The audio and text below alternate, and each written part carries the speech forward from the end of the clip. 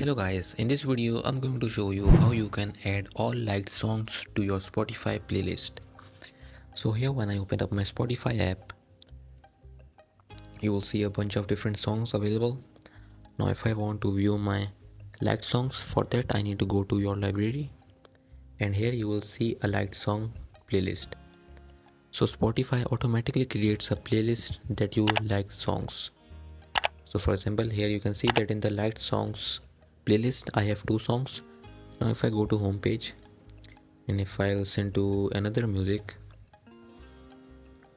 for example this one, and now if I like this one, now if I go to my library and liked song playlist, you will see that it is added to my liked song playlist. So that is how Spotify always creates a playlist for all your liked songs. So you don't have to do anything to create a new playlist. Spotify will do it automatically for you. So I hope you found this video useful. Please hit the like button and don't forget to subscribe to our channel. And thank you for watching.